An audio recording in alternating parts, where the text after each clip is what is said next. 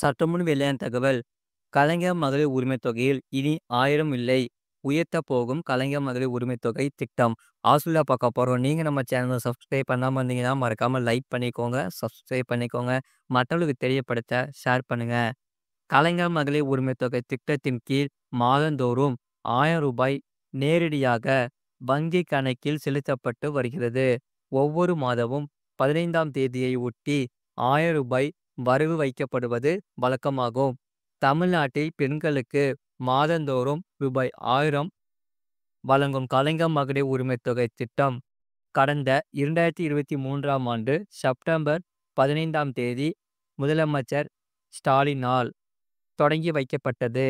விண்ணப்பித்த தகுதி வாய்ந்த குடும்ப தலைவிகளுக்கு மாதந்தோறும் நேரடியாக அவர்களின் வங்கி கணக்கிற்கு ரூபாய் 1000 வரவு வைக்கப்பட்டு வருகிறது.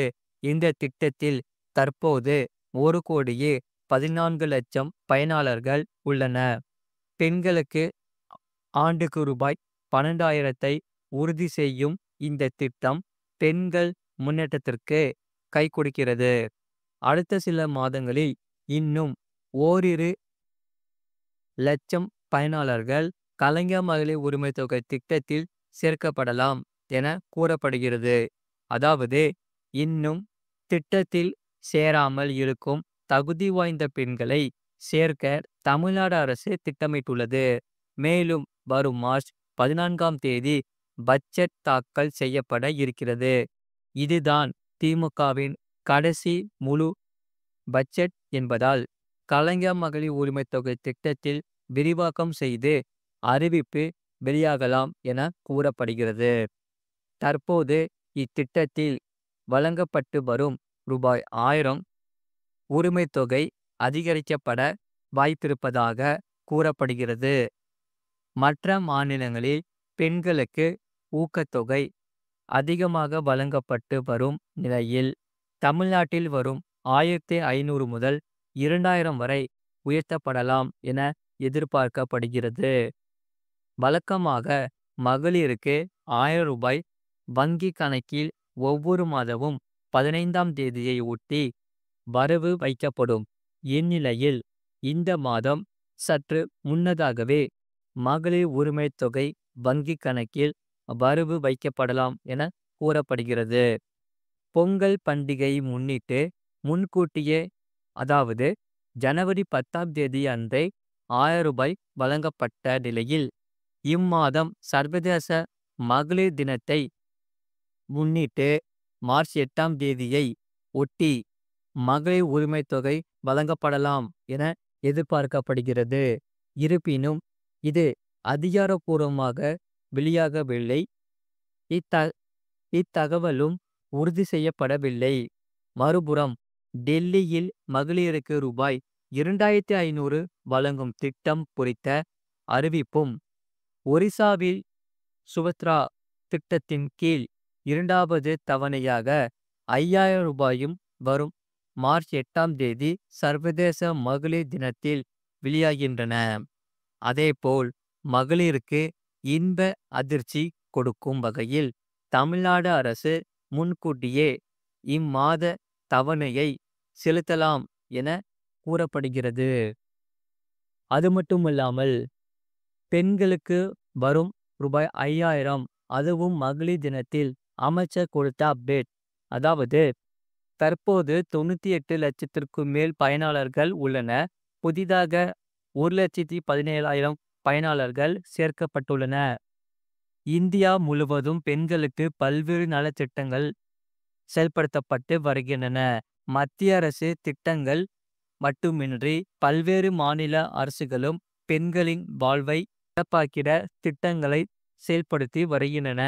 தமிழ்நாட்டை குறிப்பிட்டு சொன்னால் முதலமைச்சர் ஸ்டாலின் ஆட்சிக்கு வந்த பின் பெண் கல்வியை ஊக்குவிக்கும் பொருட்டு அரசு பள்ளியில் பயின்று தற்போது உயர்கல்வி பயிலும் மாணவிகளுக்கு மாதந்தோறும் 1000 ஊக்கத்தொகை வழங்கப்படுகிறது. பெண்களுக்கு பேருந்தில் இலவச பயணம் ஆகிய திட்டமும் பலத்த வரவேற்பை பெற்றது. ஆனால் இவற்றை காட்டிலும் பெண்களுக்கு மாதம் 1000 ரூபாய் உரிமைத் தொகையாக வழங்கும் கலைஞர் மகளிர் உரிமைத் தொகை திட்டம் நாடு முழுவதும் சென்றடைந்தது. இதையடுத்து பல்வேறு மாநிலங்களும் பெண்களுக்கு மாதந்தோறும் ஊக்கத்தொகை வழங்கும் திட்டங்களை செயல்படுத்தி தொடங்கின.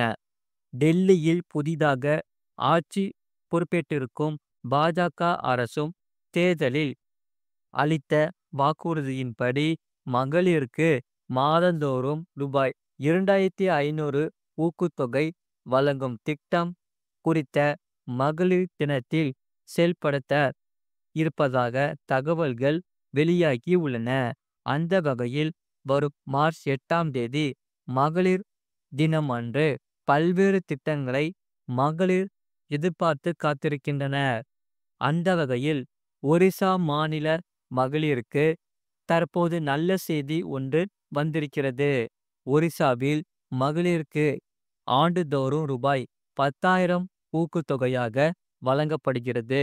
இதனை ஒரிசா மாநிலத்தை ஆளும் பாஜக அரசு ஆண்டுக்கு 2 தவணைகளாக இந்த ஊக்கத்தொகை செலுத்துகிறது. அதாவது ரூபாய் 5,000ஆக 2 முறை பெண்களின் வங்கி கணக்கிற்கே செலுத்தி விடுகிறது. இத்திட்டத்தின் சுபத்ரா திட்டம் ஆகும். இதற்கும் ஒரிசாவில் பெரிய வரவேற்பு இருக்கிறது. 21 வயதான பெண்கள் முதல் 60 வயதான பெண்கள் வரை இத்திட்டத்தில் ஊக்கத்தொகை வாங்க தகுதியானவர்கள் ஆவர். கடந்த ஆண்டு ஆகஸ்ட் மாதம் இத்திட்டத்தை ஒரிசா முதலமைச்சர் மோகன் சரண் மாஜி சட்டப்பேரவையில் அறிவித்தார். இத்திட்டத்திற்கு மொத்தம் 55,825 கோடியை ஒரிசா அரசு ஒதுக்கியுள்ளது. இந்த திட்டத்தின் முதல் தவணை ராகி பூர்ணிமா தினத்திலும் 2வது தவணை சர்வதேச மகளிர் தினத்திற்கும் மார்ச் 8 வங்கி கணக்கில் வரவு வைக்கப்படும். இந்த 5 ஆண்டுகளில் பயனாளர் ஒருவர் ரூபாய் 50,000 வரை பெறுவார் என்பது குறிப்பிடத்தக்கது. இந்நிலையில் ஒரிசாவின் துணை முதலமைச்சரும் மகளிர் மற்றும் குழந்தைகள் நலத்துறை அமைச்சரான பிரபதி பரிதா சுபத்ரா திட்டம் குறித்து ஒரு சூப்பர் அப்டேட்டை கொடுத்துள்ளார். இதுவரை 98 லட்சத்திற்கும் மேற்பட்ட பயனாளர்கள் உள்ள நிலையில் இந்த திட்டத்தின் பயனாளர்களை விரிவாக்கம் செய்துள்ளதாக அப்டேட் கொடுத்துள்ளார். இது குறித்து அவர் பேசியதாவது 98 லட்சத்திற்கும் அதிகமான பயனாளர்கள் சுபத்ரா திட்டத்தில் இருக்கின்றன. எங்களது இலக்கு 1 கோடி மகளிரை சேர்ப்பதாகும். வரும் மார்ச் 6ஆம் தேதி 1,70,000 மகளிருக்கு இத்திட்டம் நீடிக்கப்படுகிறது. அந்த வகையில் வரும் மார்ச் 8ஆம் தேதி 1 கோடி மகளிருக்கு தலா 5,000 அவர்களது வங்கி கணக்கில் செலுத்தப்படும் என்றார். இந்த திட்டத்தின் பயனாளர்களுக்கு சுபத்ரா டெபிட் கார்டும் இருப்பதும் குறிப்பிடத்தக்கது.